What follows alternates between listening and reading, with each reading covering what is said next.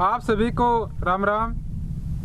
आज इस वीडियो में बात करेंगे बॉडी मास इंडेक्स के बारे में, यानी हमारी अच्छी फिटनेस के लिए हमारी बॉडी का वजन हमारी हाइट के अनुसार कितना होना चाहिए। उम्मीद करता हूं कि बीएमआई के बारे में आप में से बहुत से ऐसे हैं जिनको नॉलेज है। मैं इसको शॉर्ट में बता रहा हूं। बीएमआई निकालने के लिए आपकी हाइट को पहले आप मीटर स्क्वायर में चेंज कर लेना।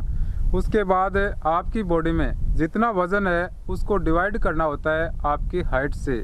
आपका बीएमआई का लेवल 20 से 25 के मध्य में आ रहा है तो यह लेवल आपकी बहुत ही अच्छी फिटनेस को दर्शाता है। यदि यह 20 से कम आ रहा है 17, 18, 19 से, तो यह आपकी कमजोरी को, आपके दुबलेपन को दर्शाता है। यदि यह 25 से ऊपर जा रहा है 26, 27, 28 से, तो यह आप में जो मोटापे की समस्या बढ़ रही है उसको दर्शाता है। बीएमआई के लेवल का 20 से कम होना और 25 से ऊपर जाना दोनों ही हमारे स्वास्थ्य के लिए बहुत हानिकारक है। यदि बीएमआई की यह प्रक्रिया आप नहीं करना चाहते और सीधा डायरेक्ट अंदाज़ा लगाना चाहते हो कि आपकी अच्छी फिटनेस के लिए आपका वज़न आपकी हाइट के अनुसार कितना होना चाहिए, तो यदि आपकी हाइट 165 सेंटीमीटर 165 है तो 60 किलोग्राम से लेकर 70 किलोग्राम के मध्य आपका वज़न होना चाहिए। यदि आपकी हाइट 170 है, 170 सेंटीमीटर है, तो 65 किलोग्राम से लेकर 75 किलोग्राम के मध्य आपका वज़न होना चाहिए। यदि आपकी हाइट 175 है, 175 सेंटीमीटर है, तो आपका वज़न 70 किलोग्राम से लेकर 80 किलोग्राम के मध्य में होना चाहिए। मोटापे की समस्या दिनों दिन बढ़ रही है। मोटापे की समस्या बढ़ने के कई कारण हैं। इनमें से मुख्य कारण यह है कि हम 24 घंटे में अपने ब्रेकफास्ट, लंच, डिनर या अन्य खाने पीने से जितनी कैलोरी ग्रहण करते हैं उतनी कैलोरी खर्च नहीं कर पाते, और जितनी कैलोरी बच जाती है, यानी हम पूरे दिन में 3500 कैलोरी ग्रहण कर रहे हैं और 3000 खर्च करते हैं, तो यह 500 कैलोरी है वो फैट के रूप में हमारी बॉडी में जमा होती रहती है और इस प्रकार हमारे शरीर में मोटापा बढ़ता रहता है। यदि हम अपनी फिटनेस का ध्यान रखें, सुबह के टाइम में मॉर्निंग वॉक, रनिंग या अन्य कोई फिजिकल एक्सरसाइजें करते रहें और जितनी कैलोरी हम ग्रहण कर रहे हैं उस हिसाब से उतनी खर्च करते हैं तो हमारी फिटनेस हमेशा बढ़िया रहती है, कोई रोग आने की भी संभावना नहीं रहती।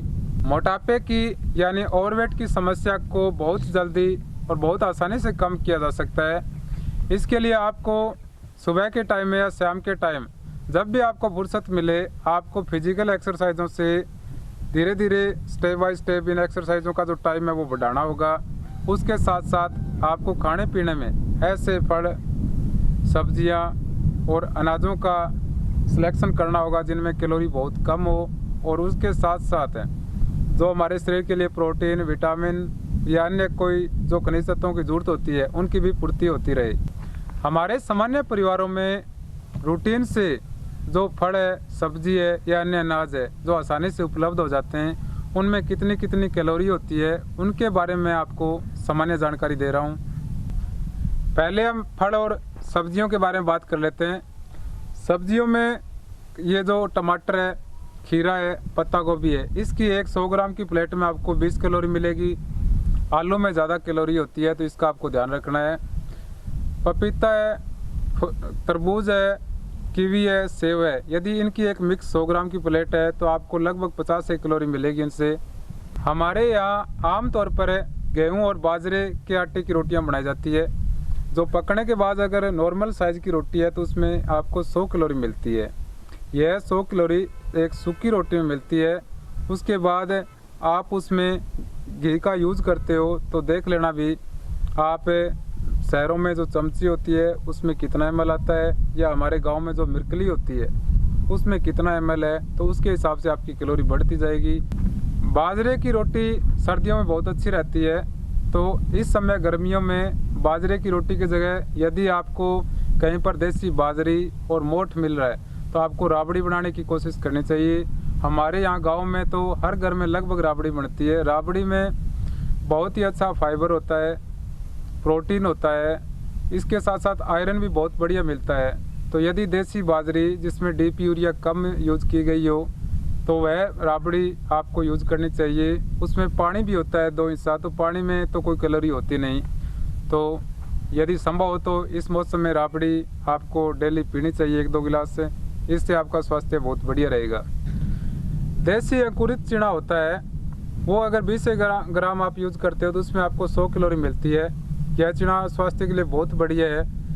यदि 2-3 दिनों से आपने भिगो कर रखा है चना तो उसमें बैक्टीरिया भी बढ़ सकते हैं, इसलिए आपको खाने से पहले उसको एक बार गर्म पानी में उबाल लेना चाहिए।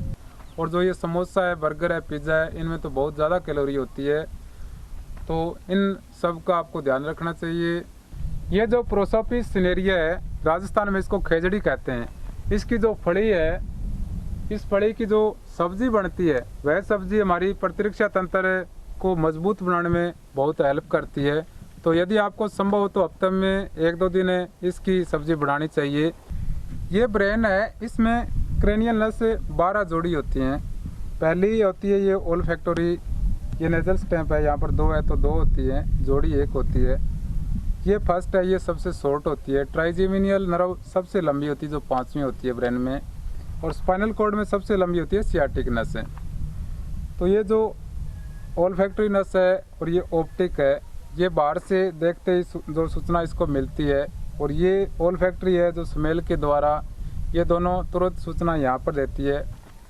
जैसे ही ब्रेन में सूचना मिलती है, सूचना मिलने के बाद में यहाँ पर एक प्रोसेसिंग यानी एक प्रक्रिया होती है, उसके बाद में कोई डिसीजन लिया जाता है। डिसीजन के बाद में यह मोटर नर्व के माध्यम से कोई काम करवाता है।